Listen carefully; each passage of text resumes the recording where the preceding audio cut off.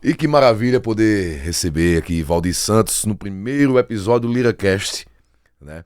Eu não sei se você está ouvindo de manhã, de tarde, de noite, mas eu digo a vocês com toda sinceridade, todo coração, que para mim é uma satisfação muito grande te receber aqui, Valdir, nesse bate-papo, para poder saber um pouquinho da tua história, saber o músico Valdir Santos e o Valdir Pereira dos Santos. A gente quer saber um pouquinho de tudo isso aí.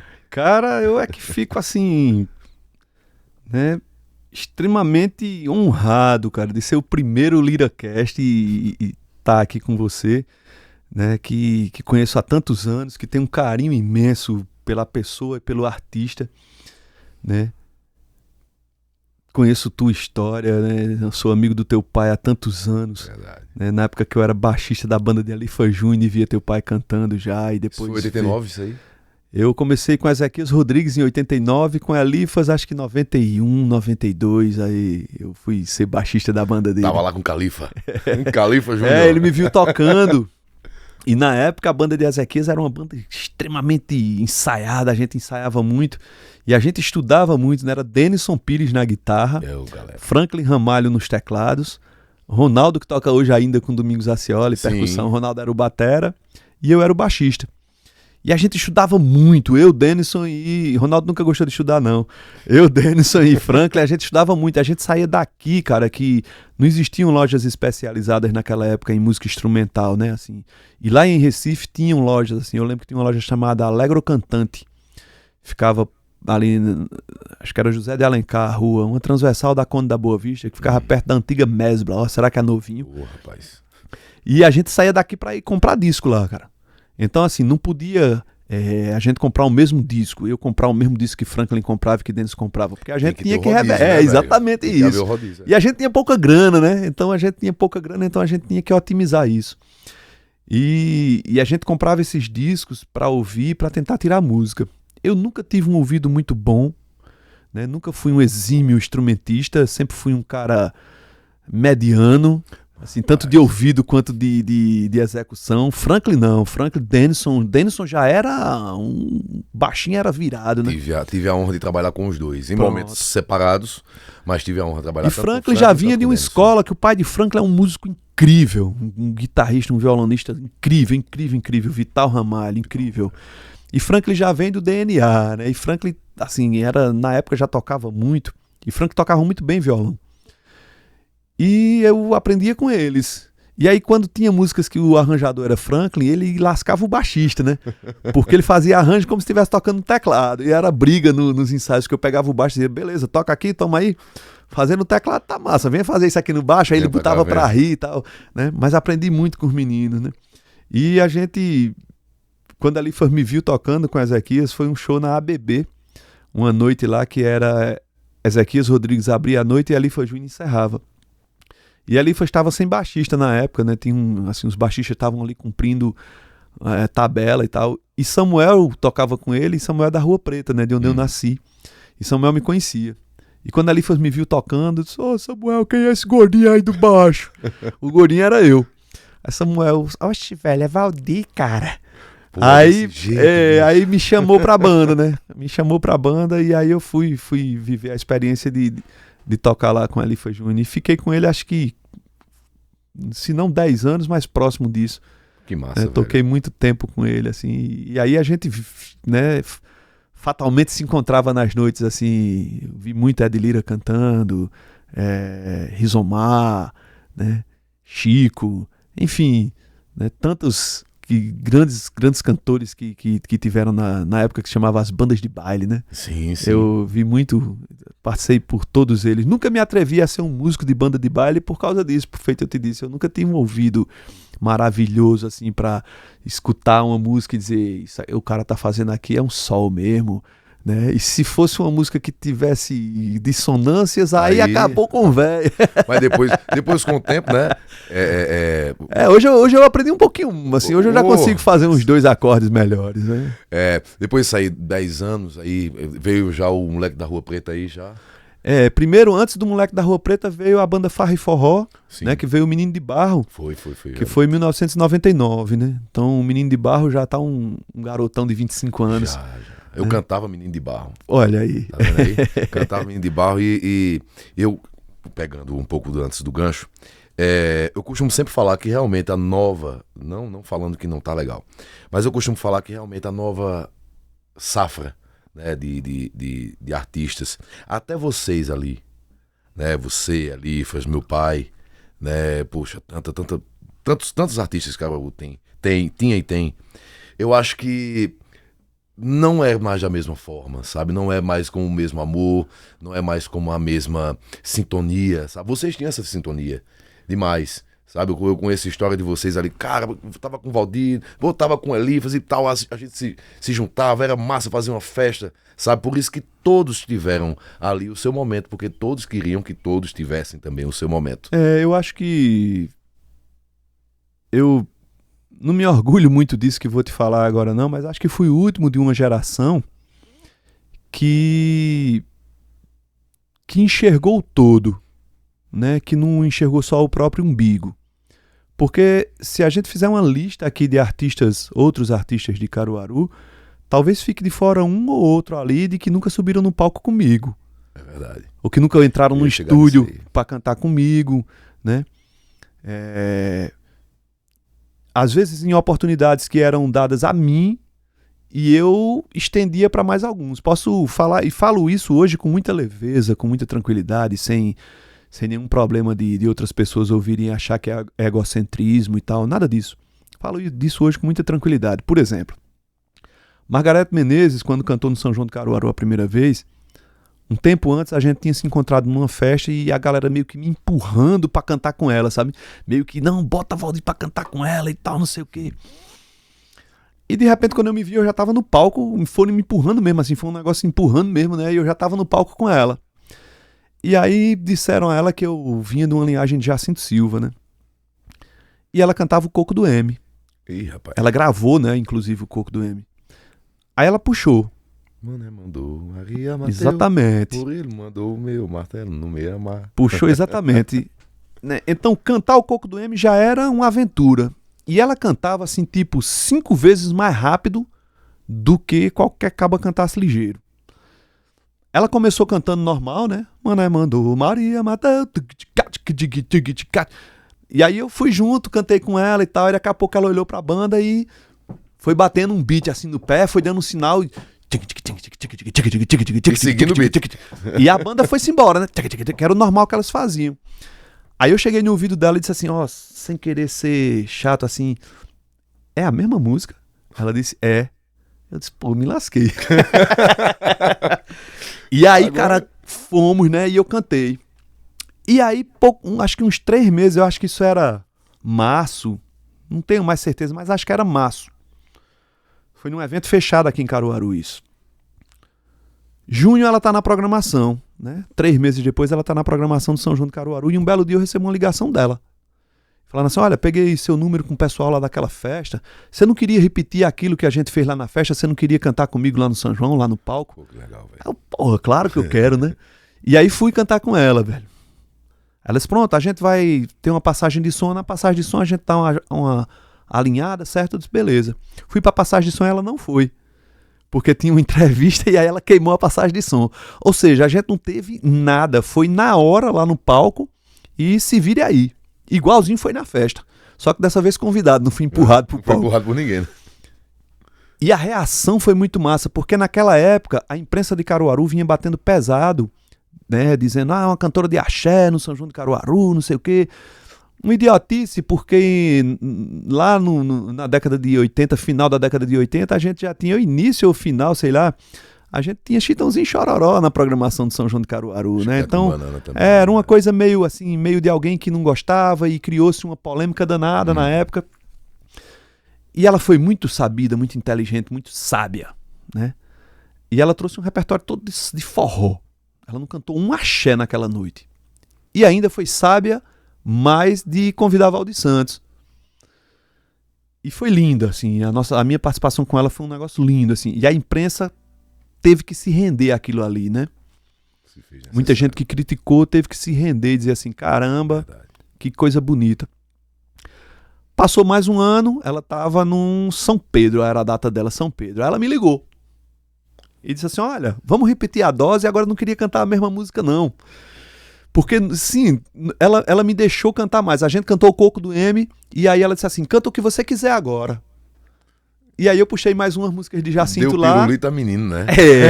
E aí cantei mais umas de Jacinto, ela cantou junto também, foi massa. Aí no ano seguinte ela disse, eu queria cantar outra coisa com você. Eu vou fazer o seguinte, vou te mandar o repertório, você dá uma olhada o que é que você conhece do repertório e me diz o que você quer cantar.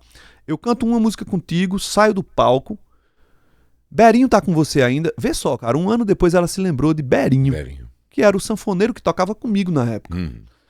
E ela disse, Berinho tá com você ainda, se você pudesse levar ele era massa, porque aí ele te acompanhava. A banda é massa, a banda experiente demais, vai te acompanhar, mas era bom ter o sanfoneiro que já tocasse com você e tal. Eu disse, tá comigo, eu levo ele. Ela disse, pronto, vou te mandar o repertório agora. Valdir, tu sabe cantar Papagaio do Futuro de Alceu? Eu disse, sei. Ela disse, então já tá escolhido, a gente canta essa junto. Eu disse, tá massa. Aí fui. Isso era uma sexta-feira quando ela ligou pra mim. Aí eu fiquei matutando no fim de semana e falei, pô, eu vou cantar uma já com ela, então já vou aparecer. Essa outra música, essas duas que ela me permitiu cantar sozinho com a banda dela, eu podia levar mais alguém de Caruaru, né? Porque ao invés de só Valdir aparecer, abri uma janela aí pra mais alguém aparecer. Liguei pra Rogéria e liguei pra Almério. Vocês topam? Né? E na época, pô, o menino tocava em barzinho só. Sim. Né? Almério não era o Almério de hoje, Rogéria não era a Rogéria de hoje, né? Ambos gravados por grandes nomes da música brasileira, né? Não eram ainda naquela época. E os dois toparam.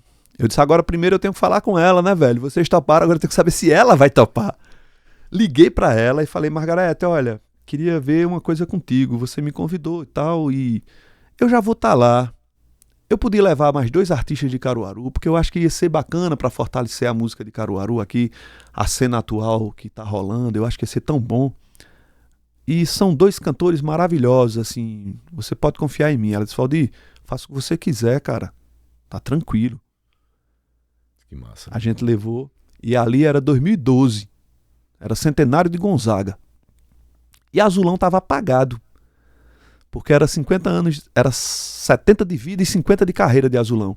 E Caruaru não falava sobre isso, porque o mundo só falava do centenário de Gonzaga. Mas Caruaru, isso é lógico, é a minha opinião e é a minha visão, Caruaru tinha obrigação de dividir aquela época com Azulão. Também acho. Né? Concordo com você, concordo. E aí eu falei, ó, vamos cantar uma música junto e chamar ela. Ela vai sair do palco e eu vou buscar ela de volta para ela cantar Apanhadeira de Café com a gente. De Azulão e de Brito Lucena, né?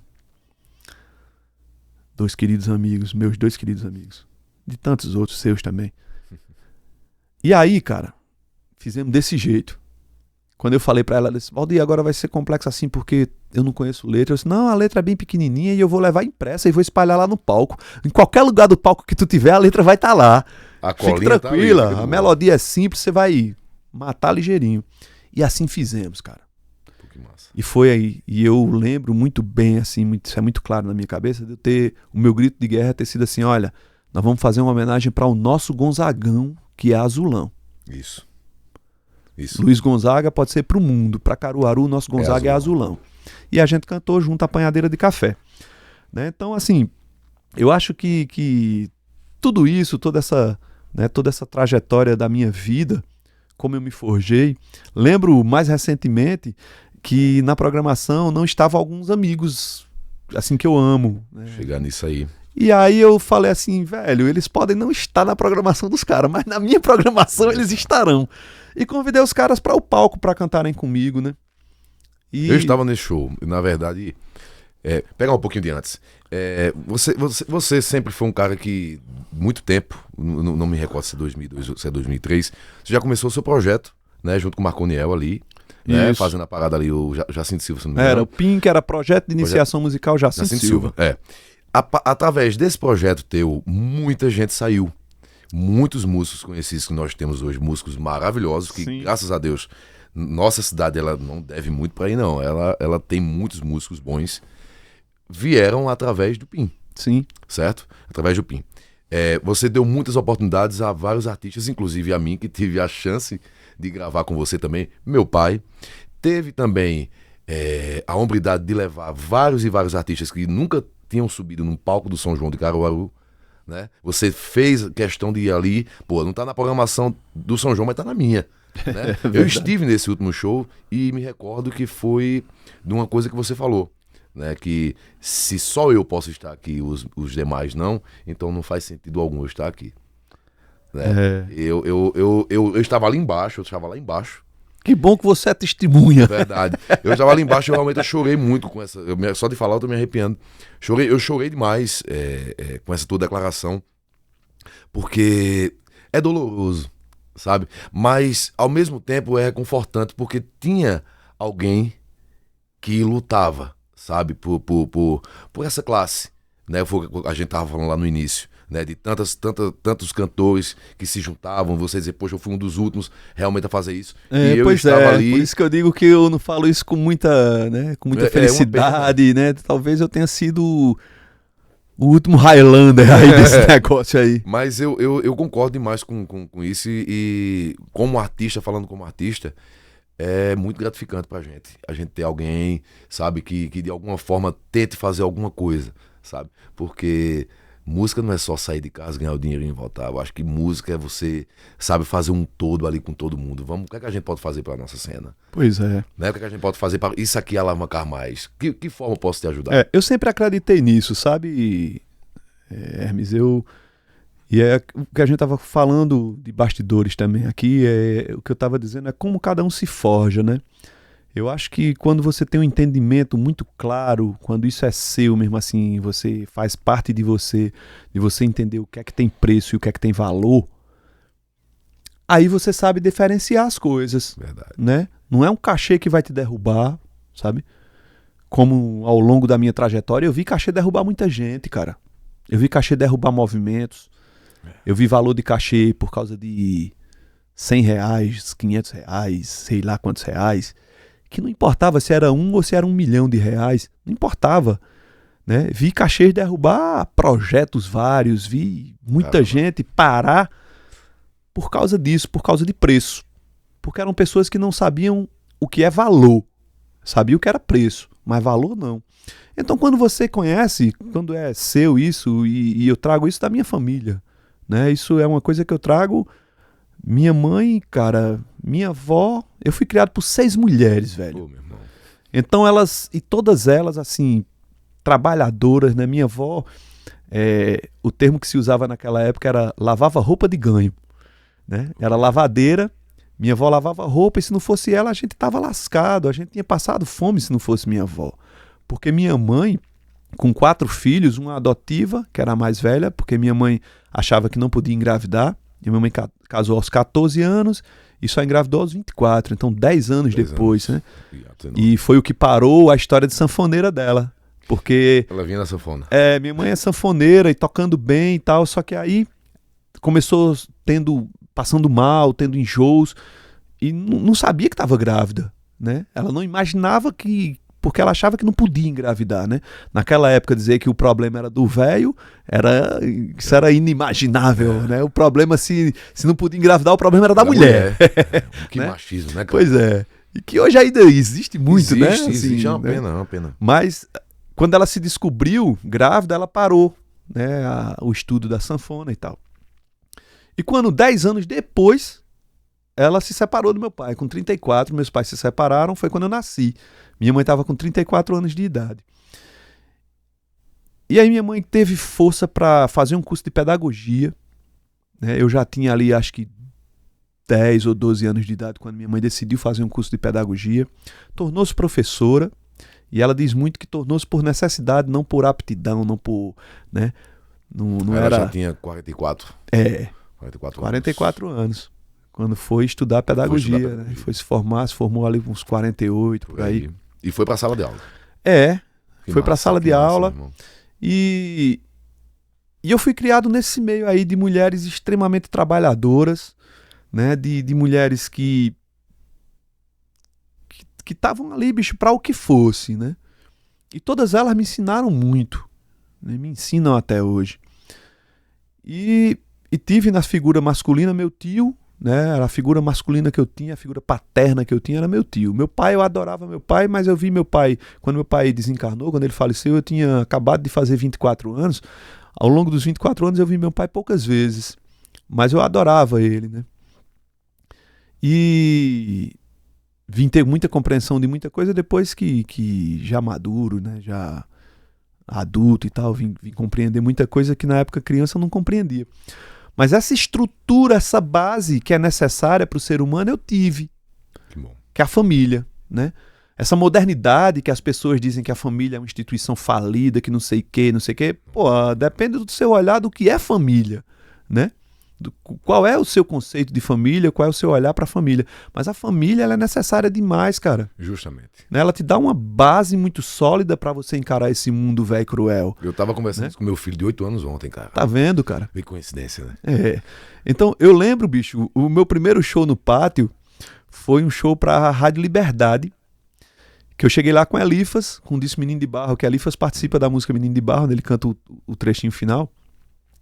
E ele disse, bicho, tu tem que estar nesse show da rádio e tal, vamos lá que eu vou com você. E a gente levou o disco Menino de Barro, e na época o diretor musical era Valdir Américo.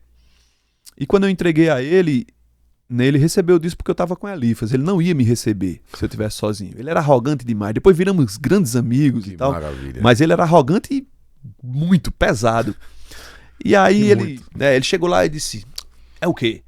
Foi a pergunta que ele me fez. Eu disse, não, vim aí com a Elifas, ele fez questão aí de me trazer para entregar o disco. Você quer que toque o quê daqui?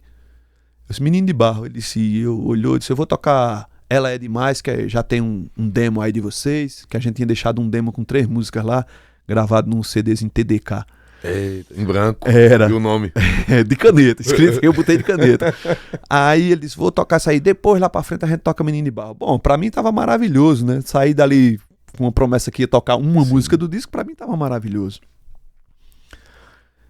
E aí Elifas disse, bicho, bota Valdir no show, cara, da rádio. Disse, não, o show já tá completo. O show era Elifas Júnior, Caru Forró e Juscelio Vilela. Era a programação. Então, beleza. E a Elifas ainda perguntou a ele, ainda insistiu, tu já viste o show desse cara? Porque a Elifas tinha feito um show com a gente na Boate Noturnos. Foi o lançamento do disco Menino de Barro. E a gente fez o show de lançamento do disco e a festa pro povo era Elifas Júnior. E quando o Elifas viu o show da gente, quando ele entrou, ele chegou no meu vídeo e disse, gordo, o que é que eu faço agora? Eu disse, o show de Elifas Júnior que tá todo mundo esperando. E Elifas insistindo, né? E ele, não, tá beleza. Cara, no outro dia, Almir entregava o programa para Moisés às 11 horas da manhã. E quando Almir foi entregar o programa para Moisés, eles ficaram batendo um papo. E eu escutava, né, o programa e tal. E eu escutei quando disseram Valdir Santos. Eu disse, opa, estão falando de mim. E os caras estavam falando do álbum Menino de Barro. E tocaram a música Menino de Barro. Então eu saí da rádio num dia com uma promessa que algum dia na vida Menino de Barro ia tocar. E no outro dia Menino de Barro tocou. E quando ela tocou a primeira vez, ela virou um fenômeno. No mesmo dia, ela tocou 6 vezes, só na Rádio Liberdade. Eu ouvi demais Liberdade e ouvia direto. Então o povo começou ligando pra rádio pra saber quem era, porque ninguém sabia quem eu era. Né? Eu não existia. Né? Eu já tinha feito músicas pra Ezequias que tinham tocado demais, como o Trem Maluco. Né? Eu também vou nesse Trem Maluco, que foi uma música que também virou um pequeno fenômeno. Mas ninguém sabia quem eu era. E Menino de Barro virou isso. Um belo dia eu recebi uma ligação do arrogante Valdir Américo, meu amigo, dizendo assim, cara, quer ser o fã número 1. Eu falei, pô, eu não sabia nem que tinha fã, né? Quanto mais número 1. Número 1. Quer Valdir Américo e tal, ó. Quero você no show da rádio. Dia 5 de junho, era um sábado e era à tarde. O trem do forró chegava e a galera descia pro pátio. Entendi. E aí era o show da rádio. Esperava a galera descer. E ele botou o show da gente. E ao longo da semana, tocava o disco da gente e tinha bate-papo. E aí eu lembro bem, Almir, e aí como é que vai ser? Porque o disco a gente conhece, mas como é que é o show dessa galera? Porque eles nunca tinham visto um show meu. E a gente fez um show lá e foi um show pancada, assim, foi um show lindo. Que inclusive o Valdir Américo disse assim, tem empresário a banda? Eu disse, não, ele disse, eu quero ser. E foi daí que a gente virou, o arrogante virou um grande amigo meu. Né? E dali, cara, né, eu já fazia muito isso mesmo sendo músico da banda de Ezequias, né, mesmo sendo músico da banda de Elifas, eu já criava situações ali, né, pra ser algo comum, pra gente crescer todo mundo junto, pra para esse bolo ser dividido Sim, cara. Né, bem melhor. Fatias iguais. Ou pelo menos parecidas, né? Que não fosse uma coisa, um disparate tão grande. E quando eu me tornei de fato Valdir Santos, que eu ganhei essa força pelo meu trabalho, assim, né? De nunca ter me dobrado, nunca ter me vendido a mercado nenhum, de continuar fazendo as coisas que eu acreditava e que eu achava que eram meus valores, então aquilo não tinha preço para mim. Eu pude fazer isso, né? De comungar, de abrir espaços para outras pessoas, de levar pessoas junto para onde eu ia, para onde se abriam portas para mim, de não ser somente eu que entrasse, mas um monte emburacar junto, né? Que bom. Porque eu sabia dos valores das pessoas também, né? Um cara feito Domingos Ascioli, que eu não era nem músico e assistia já ele tocando baixo com Valmir Silva. Sim. E ter Domingos como baixista na minha banda em turnê pela Europa. A gente vai chegar aí antes de falar do querido Domingos Ascioli, a minha maior escola. Pois é. Então eu acho que é isso, sabe? Eu acho que tudo o que eu sempre busquei para minha música não era para minha música. Era para o que eu acreditava e eu achava que isso podia ser compartilhado com mais gente, né? Mas depois de você fazer tudo isso, Islanita, beijo. Com Deus. A produção tá indo embora. A produção tá indo embora. Tchau. E pra chegar esse convite, cara, pra ir pra França. Velho, são essas coisas assim que, né? Deus vai mandando, né? As coisas. É porque sabe? tudo vai através do caminho que a gente tá galgando, cara. Pois é. Né? Se a gente tá afastando, é muito difícil que venha ao nosso encontro o que tiver lá na frente. Exatamente. Vai afastar tudo. Se a gente afasta um copo daqui hoje, lá na frente aí não vai achar ele lá não, cara. Né? Então, era uma coisa tão pouco provável que acontecesse, tinha que acontecer, porque aconteceu da seguinte forma. Eu já tinha lançado o segundo álbum, que era o álbum Ebafunga, é o álbum que tem Gonzaga Aguiar, Maria Sulanqueira. E nesse álbum, eu ainda era Valdir Santos e Farra e Forró, né? Cada música eu dediquei para uma pessoa ou para duas pessoas. E nesse álbum tem uma música A Porta que eu dediquei lá para Heleno dos Oito Baixos. E Heleno adorava uma música do primeiro álbum, Coqueiro Balançou. Ele adorava, ele botou no repertório dele e tal. E a gente não se conhecia. Eu já tinha, lógico que eu sabia quem ele era. Eu, baixista de Elifas, a gente já tinha se encontrado um bocado pelos palcos da vida. Mas a gente não tinha amizade nenhuma, intimidade nenhuma, nunca tinha nem falado com ele. E um belo dia a gente foi convidado para um programa na TV Pernambuco. Heleno dos Oito Baixos, Tavares da Gaita, Santana e Valdir Santos.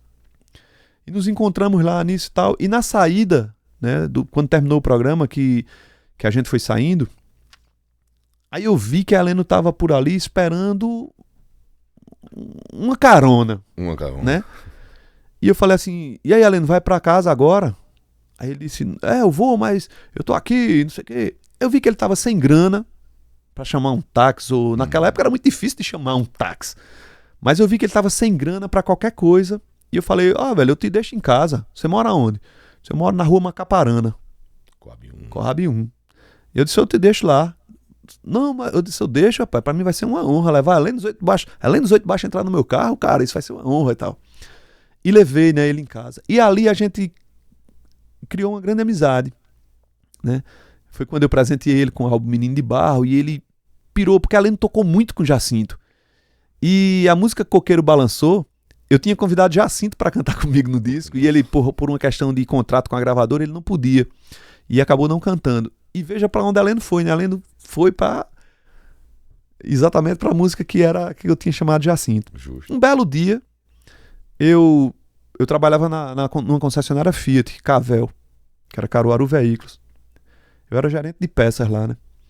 E um belo dia eu tava lá e o telefone tocou. E aí alguém atendeu e Valdir, ligação pra tu aqui na linha tal, que não tinha esse negócio de passar tal, tinha umas linhas lá, linha 1 é uma ligação pra você. Vai tocar pra você lá. Aí eu fui lá, né? Aí atendi, aí ele, Valdir Santos, aqui é Heleno dos Oito Baixos, eu tô com um amigo empresário aqui em casa, lá de São Paulo, e ele queria falar com você, cara. você podia dar uma passadinha por aqui quando saísse do trabalho? Eu disse, posso. E aí fui lá na casa de Heleno.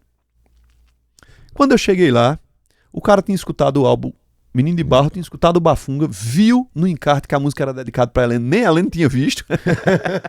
Só ouviu, não leu o encarte. Ouviu, mas não leu o encarte, não tinha visto lá que a música era dedicada pra ele. E aí o cara começou conversando comigo, eles não me disseram nada, absolutamente nada. O que a Heleno me disse foi, ele quer conhecer jovens artistas do forró. E eu fui lá, né? E aí comecei conversando com o cara, tal. Eu sei lá, eu acho que com uns 15 ou 20 minutos de conversa, o cara olhou pra Helena e disse, o cara é esse aí. Aí eu ri e disse, é o que vocês estão aí tramando aí? Aí foi quando eles abriram qual era o projeto. Era um projeto de ir pra França, um sanfoneiro de uma geração, né, um pouco mais à frente da minha, e um jovem que estivesse cantando forró de verdade. E quando eu conversei com o cara disse, é esse aí. E aí virou a primeira turnê. E aí virou a primeira turnê, que foi em 2002. Né? Virou a primeira turnê. E esse cara é João Bento, depois virou meu compadre, padrinho do meu filho Raul. E João Bento é designer, publicitário. E João Bento foi que fez a capa do meu álbum Coisas da Terra depois, que é uma capa belíssima. E depois fez a capa do Moleque da Rua Preta também, que é outra capa sensacional. E aí fiz várias turnês através de João, né? Assim, contato com o pessoal que ele já tinha contato. E como é que João veio bater em Caruaru? Um pessoal da França botou letra numa música de Heleno chamada Tamanho Verão. Não. Começo de Verão. É uma música que é assim.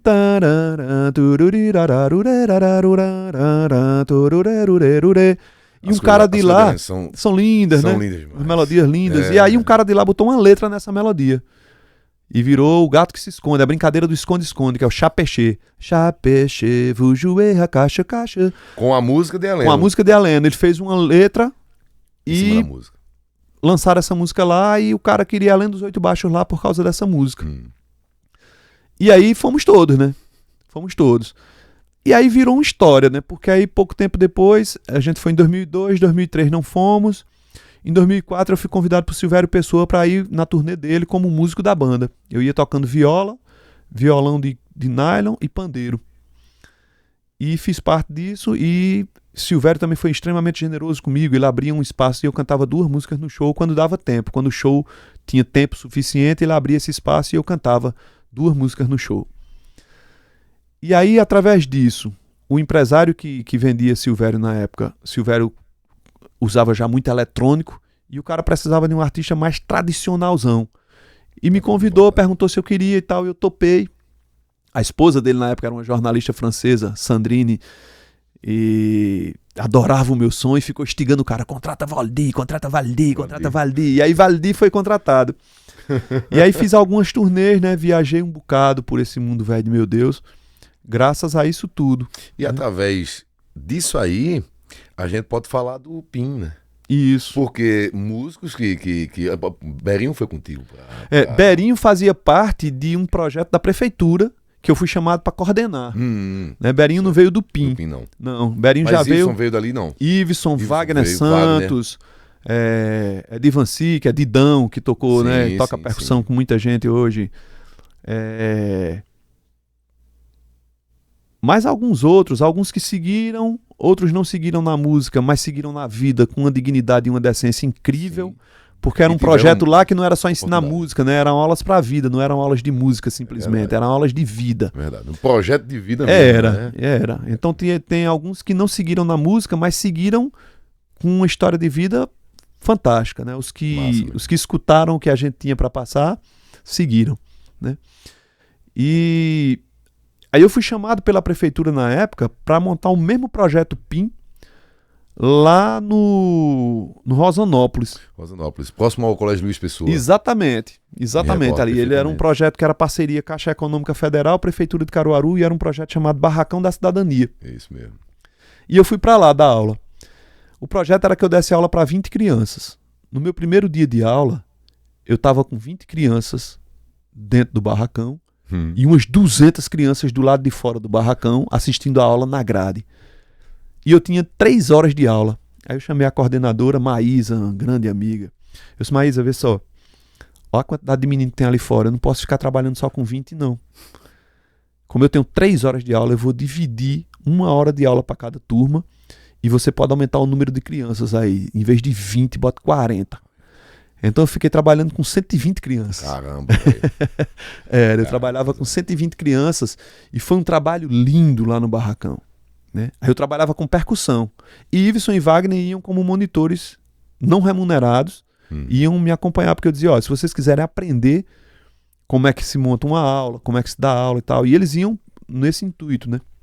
Para aprender isso.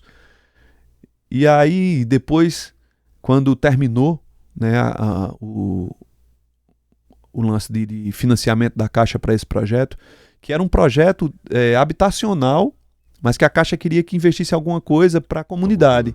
Então tinha corte e costura, cabeleireiro, tinha artes plásticas, tinha teatro e tinha música. Quando terminou isso, aí a prefeitura decidiu contratar a gente. Quando não tinha mais verba da Caixa, ela decidiu dar continuidade ao projeto e ir pagando os professores. Viu que estava acontecendo, né, cara? E aí abriu-se um segundo barracão que era na estação ferroviária. E todos os professores disseram assim, oxe, agora a gente vai ganhar salário dobrado, né? Vamos dar aula aqui no barracão 1 e no barracão 2. E eu freiei. Eu falei, eu acho que não devia ser isso, não. Eu acho que no barracão 2 devia chamar outros professores e oferecer outra coisa. Por exemplo, aqui na cidade ninguém trabalha com barro, porque o barro é só no alto do muro. É verdade. Por que não dá oportunidade das pessoas? Por que não traz um artesão de lá e dá oportunidade das pessoas aqui que quiserem aprender a arte do barro, aprender aqui? E a prefeitura comprou um forno elétrico na época, que foi uma fortuna. Comprou e levou Giliardo, filho de minha madrinha, Terezinha. Giliardo Gonzaga, um cheiro pra Pronto. ele. Levou Gili para dar aula na arte do barro. E aí eu disse, por que em vez de eu ir dar aula de violão, por que é que não chama um sanfoneiro? A gente é capital do forró e não tem uma escola de sanfona. Por que não leva um sanfoneiro? Aí na época a secretária topou. Você tem alguém para indicar? Eu disse, tenho. E indiquei Berinho. Bem jovem, né? Tocava comigo já. Indiquei Berinho para dar aulas, ensinei a ele como era que fazia um plano de aula, né? Mostrei tudo a ele como era e tal. E ele ficou dando aula. E desse projeto aí veio o Andrezinho, André Vieira, que foi aluno de Berinho. Também. E eu falei, olha, eu acho que devia ampliar, devia chamar o aluno dele lá e botar aqui no barracão, aqui para dar aula aqui de sanfona. Então já foi um outro fruto, né? De Berinho veio o Andrezinho Vieira, que aí foi para o outro barracão e começou dando aula lá, onde eu dava aulas também. E eu virei coordenador do projeto. Deixei de ser professor e virei coordenador. E aí vieram Iveson e Wagner como professores, José Nilson dando aula de flauta doce e depois começou a introduzir sax, trombone, trompete. E aí veio uma nova geração ali, né? Já veio outra, já veio o Luan Nascimento. Luan veio daí, Luan foi aluno, cara, de André. Eu passava ali, Luan morando ali no Rosanópolis, né? Luan mora, não sei se ainda mora. Não, já tá um pouco mais distante. Já tá. Não sei nem o bairro ali, acho que é José Liberato, parece onde ele mora, assim, né? Vai parecer próximo ao Shopping Caruaru, né? Isso. E eu passava assim, falando uma coisa, tava bem pequenininho o Luan, com a sanfoninha pretinha, mais virado. Eu dizia, mas rapaz, que Luan é amigo do meu irmão de pequenininho, né? Minha mãe morava próximo, eu disse, mas rapaz, esse menino, daqui uns dias esse menino tá tocando. Até que chegou o dia, o tempo passou. Meu irmão dizia, olha, Luanzinho vai tocar com o Valdir. Eu sabia. Para ele estar fazendo o que ele estava fazendo ali, alguma coisa estava acontecendo por trás. Porque não é rápido que pega assim, não. Mais uma vez falando das oportunidades que você dá às pessoas. E não, pra você ter uma ideia. E outra coisa, não é como a gente fala, não é os tarimbados, não. São os novos. Exatamente. Porque o projeto de vida é esse. Você, pelo que eu entendi, você vai tocar, mas você também vai entender como é ser um ser humano melhor. Exatamente. Né? A grande proposta era essa. E veja que coisa interessante, né? Em 2012 eu fui chamado pela Fundação de Cultura e me fizeram a seguinte proposta. A gente precisa de alguém que dirija um show, Dominguinhos e convidados. A grade de programação é Joquinha Gonzaga, Dominguinhos, Elba Ramalho. E a gente queria que esse show de Dominguinhos fosse com convidados. Como ele já está bem doente, a gente queria dar um plus aí nesse show. Aí eu disse, tá, aí como é? Essa proposta é o seguinte, financeiramente. a gente vai te pagar o cachê do teu show, que era 17 mil, vai te pagar o cachê pra você dirigir, você não vai fazer o show de São João. Eita. Aí eu disse, cara, vê, tem aí um lado bom, um lado maravilhoso, dirigir um show de Dominguinhos, você ter no currículo, Caramba. dirigir um show de Dominguinhos e entrar no meu currículo como sendo o último show de Dominguinhos em São João, porque foi o último, né? Ele morreu em 2013. Vai ser maravilhoso, mas vê, o show do Pátio é o show que me dá o melhor dinheiro, é o show que eu pago o melhor cachê pra minha equipe. Eu não vou topar, cara. Como é que eu vou botar o dinheiro todinho no bolso, porque eu vou dirigir o show, mas e a rapaziada que trabalha comigo o ano todo? Passa o ano todo esperando. Ralando, né? O ano todo no pescoço e agora a gente tem um filé, eu vou comer o filé sozinho? Não. Aí eu falei, ó, obrigado, assim, é tentador, é uma oportunidade incrível, mas eu não topo, não. E outra, eu ia cantar uma música. Eu era um dos convidados. Eu ia dirigir o show e ia cantar uma das músicas. Eu disse, quem mais de Caruaru tá nesse projeto? Ninguém, só você. Eu falei, não dá também. Aí não dá, não. Eu disse, não dá também. Fica difícil. Como é que não pode? Como é que vocês têm uma oportunidade dessa? Não vai botar ninguém de Caruaru, uma oportunidade de ter, né? Pô, não faz isso não, cara. E chegou-se a um consenso que o diretor musical tinha que ser eu. E aí falaram assim, quem você gostaria que... Escolha só um. A gente só dá a oportunidade para um. Eu disse, vamos fazer o seguinte, eu não canto e vocês botam Almério. E eu já tinha visto Almério cantando Onde está você? Eu sabia que Dominguinhos ia ficar encantado quando eu visse Almério cantando aquilo. Aí ele disse, não, tudo bem, vai os dois. Eu cantei Pagode Russo e Almério cantou essa aí. E aí, eu disse assim, cara, eu acho que é uma grande oportunidade de botar os alunos de sanfona lá do projeto. E os meninos abriram o show. Pra Dominguinhos. Abriram o show de Dominguinhos. Ah, cara. Porque fazia parte do show dele. Eu levei Berinho e André e 2 alunos de cada um deles. Um dos alunos era Luan. Então eram 6 sanfoneiros tocando Lamento Sertanejo. Coisa linda. E depois tocaram uma outra música lá que eu não vou lembrar agora. Eles tocaram 2 músicas. E aí Dominguinhos, a banda já no palco, e aí Dominguinhos entra. Isso foi 2012. 2012. Dominguinhos entra no palco chorando e fechando o tempo comigo. Foi. Ele foi pro palco chorando e dizendo e gritando comigo assim, eu tinha que ter tocado com eles, eu devia ter tocado com eles, e enxugando as lágrimas, e andando pro palco e reclamando comigo. Eu tinha que ter tocado com eles. E depois eu disse, porra, eu caguei o negócio, ele tinha que ter tocado mesmo, né? Pra história dos meninos ia ser maravilhoso, não era só abrir o show, mas toquei com o Dominguinho, né? Eu caguei, produtor de merda. Né? Não, mas bom, já foi, né? Não tinha como saber se ele iria topar mas ou não. Mas talvez, sabe, Hermes, talvez eu tenha me freado diante de tanta dificuldade que foi colocada antes da coisa acontecer. Justo. Tanta dificuldade que eu fiquei pensando, cara, né, talvez, hoje eu teria peitado de outra forma, mas enfim, mas aconteceu. E os convidados na época foram o próprio Joquinha, que fez o show de abertura do São João, participou de uma música com Dominguinhos, Camarão, Savinho. Deixa eu ver quem mais, teve mais gente. Onildo Almeida, meu parceiro agora. Onildo Almeida, meu parceiro agora. Aqui. Vamos trazer esse Onildo aqui pra gente bater um papo. Traga. Aí eu trago você pra você poder vamos lá.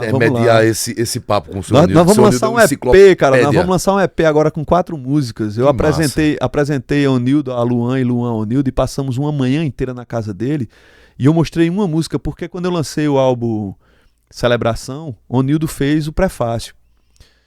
Foi lindo, foi muito generoso. Olha aí que coisa linda. Foi muito generoso, a forma como ele escreveu foi muito generosa, né? E no lançamento do disco, eu disse assim, professor, eu chamei ele de professor, né? Eu disse, professor, vamos fazer uma música juntos, eu não tenho nada com você, ia ser tão importante pra mim, né? Ele disse, vamos. Fui fazer o show de lançamento, ele estava lá como convidado, os patrocinadores do disco estavam lá, né? Foi no Forneria, inclusive. Quando terminou o show, ele levantou-se e me puxou assim num cantinho e disse assim, eu tenho uma contraproposta. Eu disse, diga aí, em vez de uma música, vamos fazer um disco todo. Eu, caramba! Aquilo foi sensacional, mas me travou, Hermes, ó. E foi, velho. Eu fiquei anos, cara, bloqueado. Eu não conseguia compor nada que eu achasse que era a altura de Onildo Almeida. Até o dia que me veio essa melodiazinha aqui, esse pedacinho de letra. Já não penso mais no que passou, eu sei quem sou e o que passei pra estar aqui. Cada fio que a vida branqueou, não lembro mais da letra, valorizei o que aprendi. Aí eu parei, eu disse, não vou mexer mais nada aqui, eu acho que essa tá digna. E procurei ele, e fui com o Luan. Eu disse, tu conhece o Onildo Almeida, Luan? Ele, não. Eu disse, então vamos lá, vou marcar com ele. Marquei um sábado de manhã, nós fomos. Quando eu mostrei esse pedacinho a ele estava sentado numa cadeirinha de balanço, ele parou, quando eu terminei eu disse, pronto, professor, eu fiz só isso. Continue. Aí ele já fez assim. Rapaz, o povo vai cantar. Olha pra aí que coisa linda. A melodia dessa música é maravilhosa. Tal. Aí terminou. Luan fez um outro pedaço e fizemos. Aí eu falei, bicho, vamos compor mais alguma coisa. Fiz um almoço lá em casa. Levei eles de novo. Né? Tivemos um encontro de novo. E aí Luan tinha me mandado uma melodia. Que era...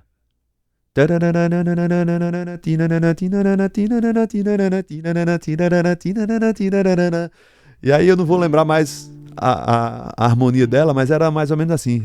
Se você quiser, eu também quero o meu amor. E a gente casa pelo mês de São João. Aí já foi letra minha. Né? O virou, se você quiser eu também quero o meu amor. E a gente casa pelo mês de São João. Queima fogueira, faz forró a noite inteira, dia e noite e dia na maior animação. Aí já teve o dedo de Onildo, porque a letra que eu escrevi era queima fogueira, faz forró a noite inteira. Como era? Cara, a mudança dele foi tão massa que eu nem lembro mais como foi que eu escrevi. Aí ele mudou pra dia e noite e dia. Ele consegue brincar com as palavras. Consegue, maravilhosamente. Ele tem um jogo de palavras, né? muito bom. Muito e assim, o grande lance de compor com ele é muito lindo, porque o gigante que ele permite que você se agigante também. De você dizer, seu Nildo, não gostei disso não. Ele te permite isso. Que massa. Que é muito difícil, né? Quando o cara escreve um negócio e você diz assim, cara, não gostei disso não. Você tem que ter muita intimidade, muita abertura, né, ali pra dizer ao cara que não gostou do que ele escreveu. E você dizer ao Onildo Almeida que não gostou daquilo, não é? É muito, né, muito forte isso. E aí lá em casa ele criou uma melodia.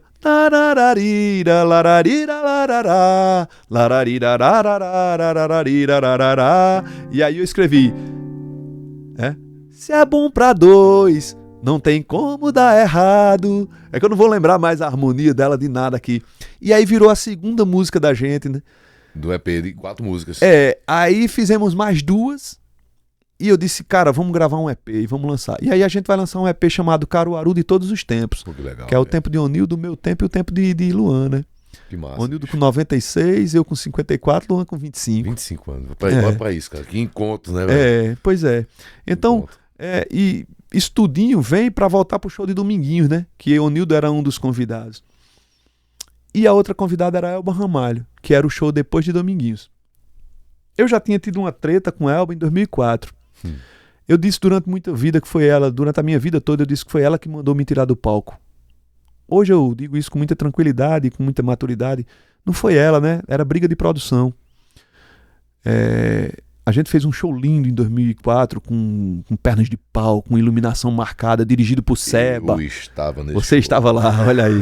Com um boi tirateima no palco. Cara, quando tinha show bom em Caruaru, eu sou péssimo de sair de casa. Minha mulher sabe. Vamos pra tal canto, ela também parece que a tampa é a panela, sabe? Mas isso não é de agora. Isso é de novo mesmo. Sabe? De multidão, sabe? De não ter um lugarzinho perto pra ir ao banheiro, de não ter uma cadeira. Não é de agora. Mas quando me interessava, eu ia e ficava no meio do povo ali. Eu tava nesse show aí. Pronto. E eu tive nessa noite, assim, o show, né? Eu tive momentos mágicos e tive momentos decepcionantes, assim, porque quando eu cheguei, o pessoal da Fundação de Cultura me chamou e disse assim, olha, você podia esticar o show 20 minutos, porque a Elba vai atrasar. E na hora, cara, me veio isso. Eu disse, velho, e se eu esticar e ela chegar? Vocês vão deixar eu terminar, porque a última parte do show é onde vai cair neve no palco. Seba botou bolinhas de isopor, assim, só as bolinhas bem miudinhas, e a luz era azul, imitando neve, porque no outro dia eu seguia pra Europa em turnê. Então eu fazia o show de abertura e no outro dia eu já viajava. E ele queria dar essa alusão, né? A coisa europeia, a neve e tal, que eu tava indo embora, né, e tal. E não, fique tranquilo. Eu não fiquei, mas fui. Topei. E aí deu zebra. Porque exatamente na música Menino de Barro era a última música que eles fecharam, que na época, não sei se você lembra que naquela época ali, com os dois 2004, palcos, né? eram os 2 palcos e tinha uma cortina, né, que fechava pra você montar, né? Enquanto tava rolando o outro show, a cortina do palco tava fechada, e quando terminava eles fechavam a cortina e abria do outro. Era bacana, né? Era muito legal. E aí eles fecharam a cortina na minha cara. Quando a gente terminou a música... Nesse coco eu não vadeio mais, apagar o candeeiro e derramar o gás.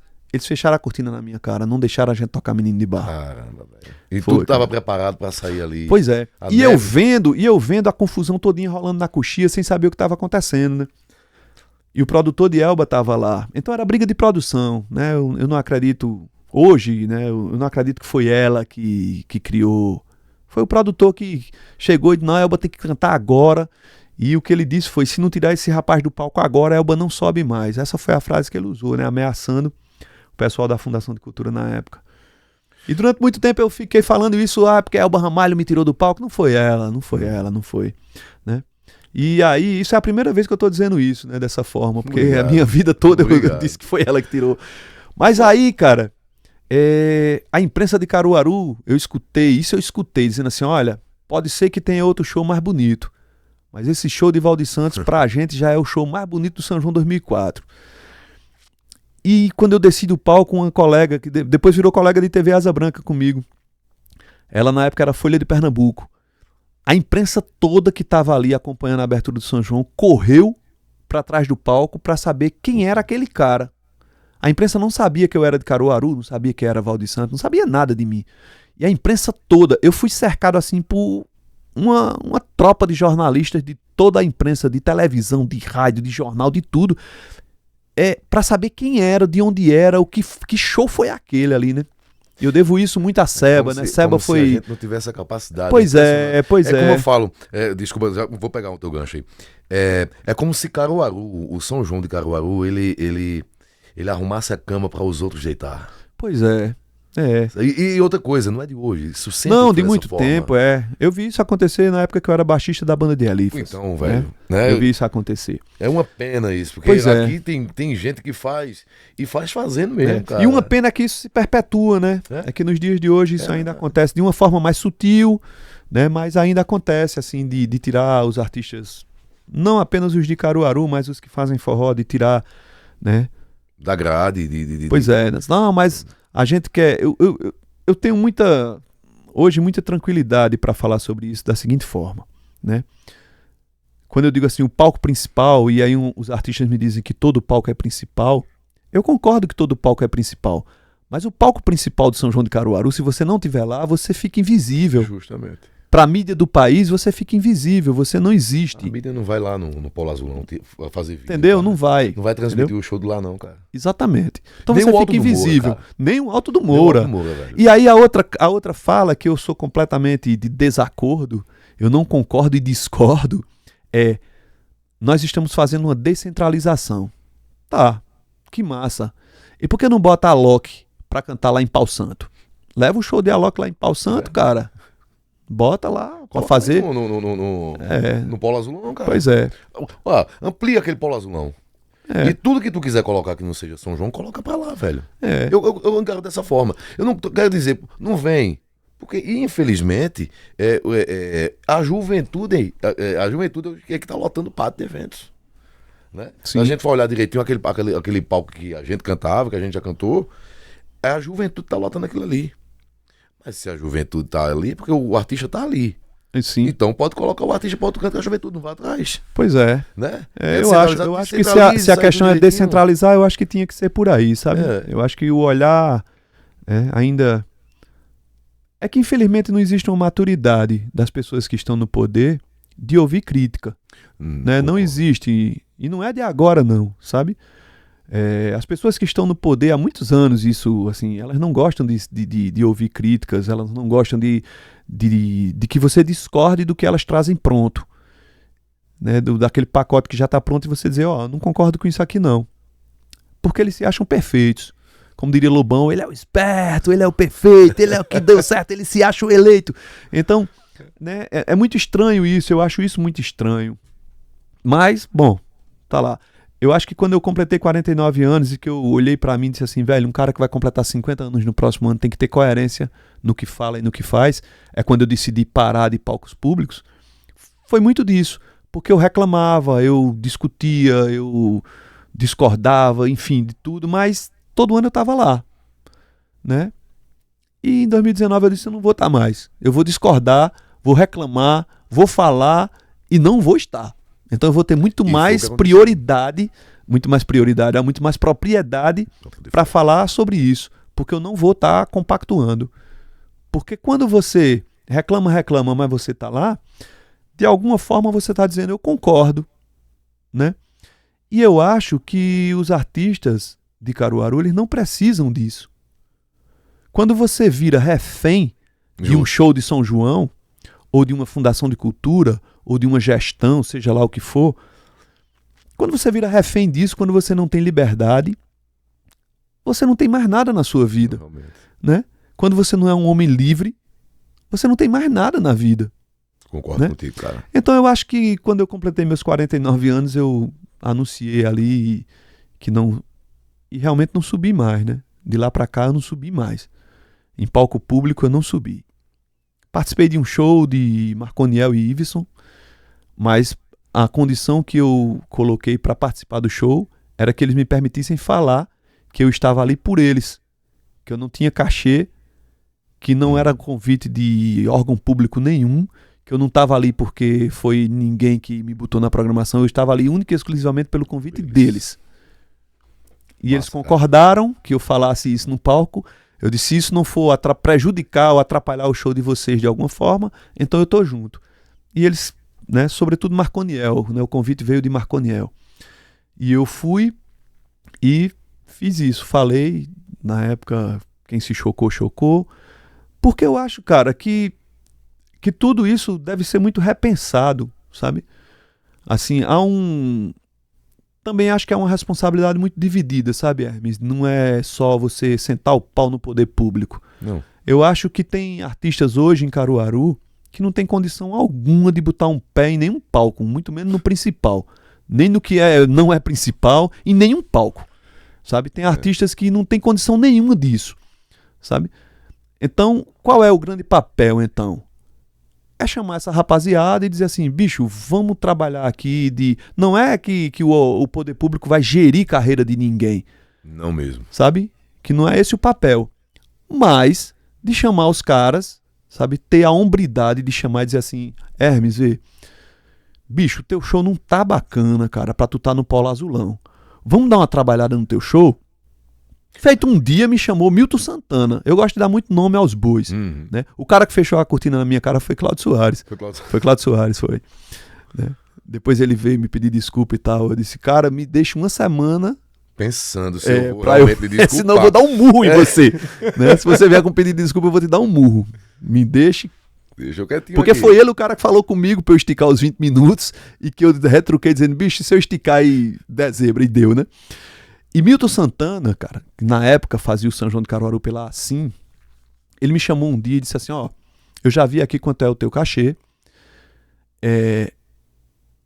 eu queria que você fizesse um show diferente, queria que você fizesse Valdir Santos e convidados. Eu disse, Milton, não tem nada de diferente nisso, porque eu já convidei todo mundo de Caruaru, já cantou comigo um dia. E aí eu fiz uma contraproposta, eu disse, vamos fazer o seguinte, vamos trazer uma atração nacional para cantar comigo, um Chico César, um Lenine, um Zé Cabaleiro, um Oswaldo Montenegro. Não conseguimos, porque na época deu uma zebra no meio do caminho e acabou não vindo verba para isso. Mas o meu show na época era 10 mil reais. E ele passou o meu show para 15 mil. Ele deu 50% de aumento no meu cachê. E a conversa foi muito franca e aberta. Ele disse, não bota esse dinheiro no bolso, não. Invista isso no show. Uma boa luz, um bom técnico, pra gente ter uma condição de você mostrar pau a pau com qualquer um que esteja na programação da noite. E a programação da noite não era brincadeira, cara. Era Limão com Mel no auge, né? Era... Quem mais, meu Deus? Eu lembro muito de Limão com Mel, porque quando eu desci do palco, Batista Lima ficou conversando comigo. Disse, que show lindo, cara, seu show e tal. E ele era a estrela da noite. Era aquele show que tinha um limão, que abria um limão e tal. Era aquele show ali. Já abrimos show, né? Minha época só shotear ainda. Pronto. Abri pra limão, comeu num pátio de evento, velho. Pronto. E outra coisa, cantamos meio palco. Não tem aquele... Porque não podia mexer. Não é. Né? Depois que eles montavam as coisas, não podia mexer em nada. Fechou aqui, ó. Já cantei muito assim aqui, também, ó, né? Só naquela parte da frente ali. Já cantei muito assim também. Foi um show, meu irmão, que a gente segurou. Sabe? É. Depois desse limão com mel e tipo, a mesma coisa. É Caruaru que tá ali, velho. Segurando, velho. A mesma Fundação de Cultura um dia mandou um recado pra mim, dizendo assim, olha, tem como esticar mais um pouquinho aí, porque o palco de Gil ainda não tá pronto. Era Gilberto Gil depois de Valdir Santos. E o show tava massa, o público tava curtindo, então tava uma vibe muito propícia. E eu disse, claro que tem. O artista sente, né, velho? E aí a gente segurou a onda do show mais um tempo. E quando a gente foi tocar Gonzaga Aguiar, que eu me virei, tava a galera de Gil todinha ali curtindo o show da gente, fazendo filmezinho, fotografando. Que massa, mesmo. Jorginho Gomes bateu no ombro de Marconiel. O Marconi tava tocando zabumba nessa formação. E quando Marconi se virou, era nada mais, nada menos que Jorginho Gomes dizendo a ele, tá lindo, cara. Só. E Arthur Maia, finado Arthur Maia, quando eu desci do palco, ele era o baixista na época, né? E eu ídolo, né? Meu ídolo, pô, ali. Cara, e quando eu fui descendo do palco, ele tava dando uma entrevista pra Rádio Cultura. E na hora que eu fui descendo do palco, ele virou aqui, me viu, aí pediu licença e falou, olha, licença. E aí cantou, botou pra fuder. Quando entrou no sincopado, eu falei, pô, se fudeu o cacete, botou pra fuder. E aí quando eu desci, porra, sabe, todos eles assim, me abraçando ali. Toninho Ferragutti tava de acordeão na época. Jorginho. Que time, velho. Imagine aí, tava esses caras todos, cara, vislumbrados com o show da gente. Que time o teu também, velho. Pois é, né? E eu acho o seguinte, cara, quando você dá condição pra você jogar de pau a pau, aí você entra bacana. Foi o que Milton fez na época, bicho. Ele me deu 5 mil a mais no show, na época, né? Pra investir no meu show. Então eu trouxe Rogerinho, que era técnico de Lenine, na época, pra ser o técnico de som da gente, cara. Quando o Rogerinho chegou, os caras que locavam o som, os caras abriram tudo. Então eu via na época, quando o técnico era daqui, eu via que os caras fechavam tudo. Então os caras... alguns episódios com alguns cantores. Muitos, com vários. A gente não cabe nas mãos, a gente vai contar com... né? Então eu vi, quando o Rogerinho chegou lá, o Rogerinho era professor de todos eles que estavam ali, então os caras escancaravam. E um belo dia, Mário era o cara que era dono do som. Quando eu tava assim, ele conversando com o Rogerinho, ele disse, Rogerinho, esse cara é o maior artista dessa cidade. Eu nunca me vi como tal. Eu sabia que eu tinha consciência do meu trabalho, do meu papel, e sempre busquei fazer o melhor que eu podia, de investimento em trabalho e tal.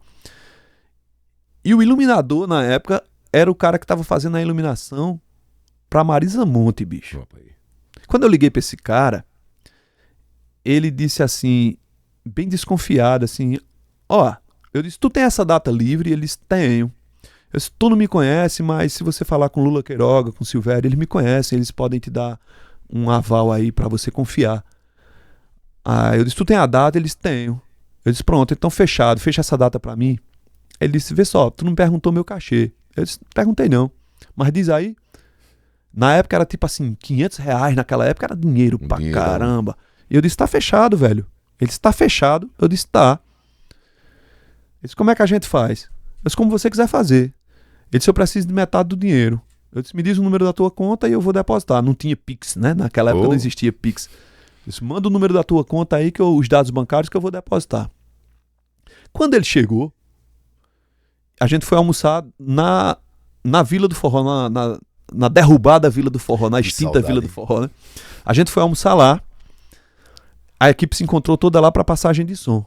E aí e aí, Rogério, massa, vai trabalhar com Lenine hoje, é? Lenine tá na programação, Alceu, porque Rogério fazia som pra Lenine, pra Alceu, Chico Science, Nação Zumbi e Quinteto Violado. Aí Rogerinho disse, não, cara, eu vou trabalhar com Valdir. Aí disse, que Valdir? Valdir Santos. E o iluminador não me conhecia pessoalmente. Ele disse, eu vou trabalhar com esse cara também, só que eu não conheço ele não. Eu disse, apresenta aí, caba. Léo era o nome do cara, Léo. Então eu sempre investi no trabalho, Mas quando os caras me davam condição de fazer isso. Um show de 1.000, você não pode pagar 500 a um iluminador. Não dá, velho. Né?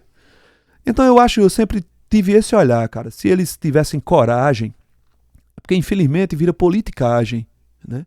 E aí todo mundo vale um voto. É verdade. Né? A qualidade do teu trabalho não vai falar por você. Mas se eles tivessem coragem de investir no artista, é porque eles sabem que vão comprar um problema. Mas se eles tivessem coragem de dizer assim, bicho, ó, Hermes tem um potencial incrível. Vamos dar um suporte financeiro para Hermes subir no Paulo Azulão, lá no palco do Paulo Azulão, de pau a pau com Djavan, de pau a pau com Jorge Versilo, que eu sei que você gosta. Gosto demais, fãzão. Então, de pau a pau com quem fosse a atração nacional, É só dar condições. sabe? De dizer assim, ó, vamos botar uma grana para Hermes contratar um bom técnico, ter uma boa iluminação, para fazer um show, um espetáculo, né? Aí talvez a coisa funcionasse diferente, né? Eu sou um que vislumbra isso. Por outro lado, eu compreendo o lado do poder público de não fazer isso, porque é feito disso, eles vão comprar uma briga sem fim, sem tamanho. Porque eu vi isso acontecer comigo e com Elifas no centenário de Vitalino, que o São João do Caruaru virou 45 dias, e na programação as únicas atrações repetidas de Caruaru foram Elifas Júnior e Valdir Santos. A gente teve 2 shows. Tanto no São Um João em junho quanto... e outro em julho, Uhum. porque o São João estendeu-se. E juntou-se um grupo de artistas de Caruaru e foi questionar na Fundação de Cultura por que é que Valdir e Elifas tinham 2 shows e ele só tinha um. Né? Então, assim, eu compreendo o poder público nesse aspecto, eu compreendo tranquilamente. Mas acho que o trabalho não poderia ser só São João, entendeu? O trabalho tinha que ser dia a dia. O trabalho tinha que ser de janeiro a janeiro, com, vou dizer a música porque é a minha área, mas com a cultura de Caruaru de uma forma geral, o trabalho tinha que ser de janeiro a janeiro. Você chega naquele Alto do Moura, é vergonhoso você ter placas enormes de patrocinadores de cervejarias e enfim do que seja. Também. A gente vai em Tiradentes, em Minas Gerais, cara, todos os lugares é uma plaquinha que eu acho que não tem 1 metro quadrado, inclusive bancos. A agência da Caixa Econômica lá em Tiradentes, nessa região cultural, ela tem uma plaquinha bem miudinha. Sabe? Pra não tem poluição visual. poluir. Quem tem que aparecer lá é o artesanato, sabe? É a cultura da cidade. E aí é o que aparece, O sabe? último evento que eu tive no Alto do Moura, até cantamos juntos nesse dia. Sim. Eu não me recordo o nome, não vou me recordar o nome do Viva Vitalino. Vivo Vitalino. É. Cara, não tem mais Vivo Vitalino, velho. Cadê o... Ali era um projeto financiado projeto, pelo velho. Funcultura, né? Pelo Então, Funcultura, quando né? passa no edital, beleza. Quando não tem. Deixa o recado aí pra Prefeitura de Caruaru, porque é um projeto, cara, muito bacana, que vale a pena demais investir, porque é uma E que é um operação projeto agora, maravilhosa, Hermes, velho. agora que pode ser muito mais bacana, porque na época era determinada pela Fundarp que tinha que ter uma atração nacional. Então, a grande bolada do dinheiro ficava para o cara que vinha de fora, pô. Entendi. Ou não uma atração nacional, mas uma atração regional. Por exemplo, teve um Viva Vitalino que a atração maior foi Petrúcio. Então Petrúcio levou metade do dinheiro do projeto. Naquele que você cantou lá com a gente, a atração maior era Jessie Quirino. Levou metade do dinheiro. Né? Então, é isso que a gente estava falando. Quando esse bolo é melhor dividido, quando dá condição para o artista de um reinvestimento no trabalho, cara, você vai ter um instrumento melhor. E aí outra coisa, eu vejo esses caras falando muito de cadeia produtiva, de não sei o quê, de economia criativa, mas é tudo balela. Porque se eles pensassem, dizer assim, olha, chama todo mundo, vamos educar o artista de Caruaru a esse processo, sabe? Um processo associativo, um processo participativo, porque com essa falta de consciência que tem hoje aí, nada vai dar certo, nada que eles fizerem vai dar certo. Agora, no entanto, se você chama e se você começa fazendo a coisa de uma forma devagar, né? Chama, vamos fazer aqui. Se você reúne todo mundo, feito a gente tentou fazer, era uma associação que a gente tentou fazer, não sei se você tem conhecimento disso, era uma associação que a gente batizou de ARCA. Arca não. Era Artistas Reunidos de Caruaru. E eu que pensei isso. Né? Eu não tenho problema nenhum em dizer eu aqui nesse momento. Não é, vou dizer de novo, não tem nada de egocentrismo. Eu pensei esse projeto e lancei para todo mundo. Qual era a ideia dessa associação? Era que não fosse só cantores, só músicos. Artista, né? Era que tivessem lá todo mundo que fazia parte da cadeia produtiva. Quem ganhasse dinheiro com música. Então tinha dono de loja, tinha hold, tinha iluminador, tinha técnico de som. Todo mundo tinha que fazer parte. Porque veja, minha equipe na época eram 18 pessoas. Se eu não fizesse show, eram 18 que não iam ganhar grana ali. Se eu não fizesse show, loja de instrumento não ia ver meu dinheiro, porque eu não tinha dinheiro. Agora, a partir do momento que eu começo a ganhar dinheiro e começo indo para uma loja de Caruaru, porque por isso que eu digo, tem que ser ensinado, tem que ser consciência, tem que ser trabalhada para as pessoas entenderem. Não é ganhar dinheiro daqui e sair para ir comprar um instrumento em Recife ou comprar em São Paulo, não, é para comprar em Caruaru. Verdade. Para o dinheiro circular aqui. Então, se os caras começam a enxertar mais dinheiro nessa economia, né? Se o artista e toda a equipe dele começa tendo essa consciência, veja só, existe uma tabela do Sindicato de Músicos de Pernambuco, existe uma tabela para você acompanhar um artista nacional, um artista regional, um artista local. Existem os valores. Existem os valores. Eu pagava na época o cachê de acompanhamento para os meninos no show do pátio, que era o show que eu ganhava mais dinheiro, eu pagava a tabela de artista nacional. Por exemplo, Jorge de Altinho, na época, pagava R$200 de cachê. Na época era um dinheirão. Muito. Domingos Acioli tocava com ele nessa época, inclusive. Jorge pagava 200 de cachê. Eu pagava 500, cara. E o meu cachê era pelo menos 20 vezes menor do que o de Jorge. Né? O meu era 12 e o dele era 120. Mais ou menos por aí, nessa dimensão. Então, se essa divisão se essa consciência começa sendo trabalhada, é lógico que a gente vai esbarrar em muita coisa, é uma luta quase sem fim. Mas se a gente peitar essa luta e começar fazendo a coisa valer mesmo, sabe? A gente vai ter uma mudança muito grande no processo, cara, muito grande. Para isso, se faz necessário que a classe se una, né? Não adianta só um fazer, não adianta dois fazerem e o resto não. Pois é. Eu não assim, não sou pessimista, eu sou otimista de natureza. A minha luta de tantos anos, né? Ela deixou de ser no palco, mas ela continuou nos bastidores, porque eu ainda trabalho muito no bastidor da música de Caruaru, fazendo muita coisa pela música de Caruaru. Eu não vislumbro mais, sabe, Hermes, essa tal união. Eu não acredito nela. Não acredito. Agora, eu acredito que quando se cria uma condição para todo mundo ganhar dinheiro, sabe? Que tem o mesmo propósito. Então a coisa começa a fluir. E se ao longo do ano o Hermes não faz só um show no São João, a coisa começa a melhorar. Porque assim, se eu te dou condição, cara, de você ter um instrumento melhor, se eu te dou condição... E a gente tá falando tudo aqui de investimento na carreira, mas se eu te dou condição de você comer melhor, de você pagar suas contas em dia, de você não sobreviver artisticamente, mas de você viver artisticamente, de você ter um carro bacana. Há uma diferença grande em sobreviver e viver. Porra, aí você começa, sabe, acreditando que vale a pena. E você começa dando uma resposta diferente. Tem muitos que vão cair pela coisa do orgulho, da vaidade, que na classe artística ela é exacerbada. Né? Um artista ele tem uma vaidade 50 vezes maior do que qualquer ser humano normal. É uma pena que o artista não sabe muitas vezes usar o ego. Porque às vezes o ego, ele te ajuda. Poxa, caramba, eu criei isso aqui, velho. Noto. Duas músicas tuas, eu gosto de todas, mas duas músicas tuas que eu adoro. Que é Gonzaga Guiar, já falei isso várias vezes. Eu e Nicodemos Silva, música minha e letra dele. Eu não vou lembrar, Maria Solanqueira? Maria Solanqueira minha. Que hora é essa? Quase tudo. Que eu minha. acredito que essa música teve alguma coisa a ver com as 6 mulheres. Possivelmente. Teve alguma coisa? Possivelmente. Na época eu era sulanqueiro, né? Então eu fiz essa música. Eu fiz essa música em cima de um banco da feira.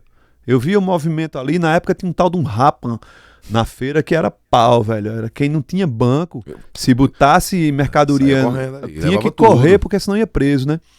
Então, corre na calçada pra arrumar um bom lugar, vem disso, né? Então, quando eu falo do ego, é tipo o cara dizer, eu fiz aqui, Maria Solanqueira, eu fiz Gonzaga, que sem sombra de dúvida é uma das minhas preferidas. Menino de Barro. Cara, eu Valdir Santos, eu fiz tudo isso. Cara, eu posso fazer melhor, velho. Então eu posso ter meu ego, velho. Claro. Sabe? Então é um ego que você usa a seu favor. Lógico. Né? Eu acho que essa é quando chega a compreensão que você não é maior do que a arte. Justo. Você é o artista, você é um instrumento nas mãos de Deus, o grande arquiteto do universo. Mas você não é maior do que a arte, você não é maior do que a música. Verdade, né? verdade. Então, eu acho que o forró, especificamente, pagou um preço muito alto porque uma determinada geração do forró se achou maior do que o próprio forró. Entendeu? E aí, cara, a geração que veio depois se lascou, cara. Cara, tem gente se autodenominando o rei do forró hoje em dia, no século XXI, 2000 e quase 25, então eu já não acredito. Didi, meu irmão, eu queria muito lhe convidar para parte 2, porque a gente tem muita coisa para conversar. Vamos que lá, papo cara. Maravilhoso. Você me convida aí para parte 2, 3, 4, o que você quiser, eu venho, tô irmão, junto com você, cara. Obrigado. Que Deus te abençoe. Obrigado a você, meu irmão. Cara, de coração, parabéns pelo belíssimo trabalho que você faz como musicoterapeuta. Muito obrigado. E a segunda parte eu quero tirar toda pra gente falar sobre musicoterapia. Vamos lá. Pra quem não conhece esse lindo trabalho, que eu me emociono todas as vezes que escuto você falar, pra também se emocionar junto com a gente. Vamos embora, tô junto com você, meu velho. Obrigado, meu irmão. Agora deixa eu pedir do meu coração. Coisa. Toca uma música pra gente aí. Por gentileza. Então vou tocar uma inédita, bicho. Vou tocar um trechinho dessa aqui que eu gosto pra caramba também. Jangadeiro, me leve pra ver o mar com meu amor. Me leve pra ver o mar com meu amor.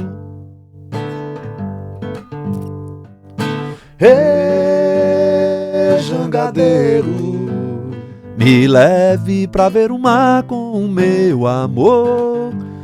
E leve pra viajar o meu amor. Me leve pra ver o mar com o meu amor. E leve pra viajar o meu amor. Jangadeiro, Valdir Santos, Deja Vasconcelos e Demóstenes Félix. Lindo, Didi. E eu fiz uma música, cara. Eu tava no aniversário do meu querido amigo Pablo Patriota, na casa dele. E Isabela Moraes estava lá. E cada um ia lá, dava uma canjinha e tal, pá. Uma semana depois, eu acho, ou alguns dias depois, Isabela me mandou uma mensagem pelo WhatsApp que ia fazer um show lá na casa dela, né? E dizendo assim, olha, vai com a sua esposa, cara. Foi tão bom aquele dia que a gente tava lá na casa de Pablo, passar um pedaço de dia com vocês foi maravilhoso. Esse pedaço de dia ficou no meu juízo, ó. Pedaço de dia. Pedaço de dia. E aí eu escrevi um texto, cantarolei uma melodia e passei a bola pra Luan Nascimento pra ele terminar comigo e nós fizemos junto Pedaço de Dia. Eu não vou saber ela, assim, bem bacaninha não, porque ela ainda não tá fresquinha no meu juízo, mas eu vou cantarolar ela aqui pra você, porque esse disco que eu tô fazendo agora, eu tenho dito que é o disco mais caruaruense de todos. Que lindo, meu irmão. E Pedaço de Dia fala disso, cara. Pedaço de Dia me traz memórias afetivas de coisas que eu tive e de coisas que eu não tive. Por exemplo, jogar no Playtime. Eu nunca joguei no Playtime, porque eu não tinha dinheiro pra isso, cara.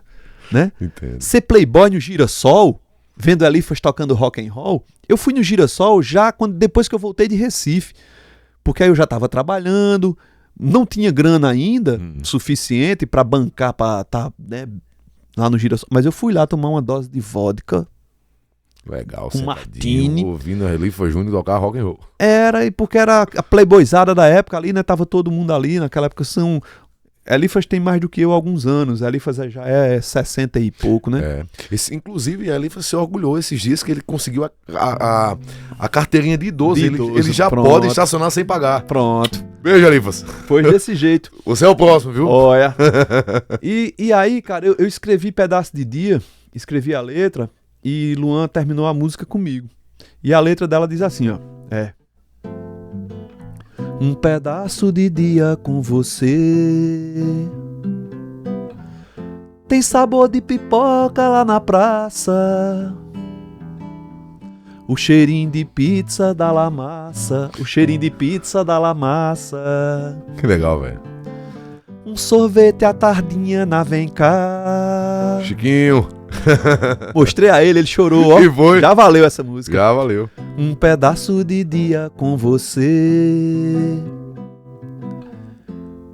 é pastel de feira e Coca-Cola, o cachorro quente da escola,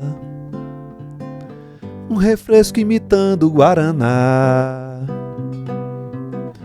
Um pedaço de dia com você é jogar fliperama, é jogar fliperama no playtime, um forró na palhoça de seu Jaime, matinê no cinema Maciel. Um pedaço de dia com você é poder ser playboy no girassol, vendo elifas tocando rock and roll e baladas do tipo pão de mel.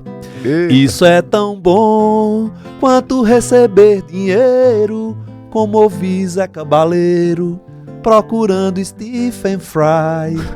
Isso é tão bom que a gente nunca esquece, fecha os olhos, agradece e assim a vida vai. Isso é tão bom quanto receber dinheiro, como ouvir Zé Cabaleiro procurando Stephen Fry. Isso é tão bom que a gente nunca esquece, fecha os olhos, agradece e assim a vida vai. Que massa. Pedaço de dia. Parabéns. Primeira vez que eu toco ela, viu? Obrigado, Assim, meu né? irmão. Obrigado mesmo. Eu que agradeço, Deus te cara. abençoe. Eu que agradeço. Um beijo pra vocês e até o próximo LiraCast.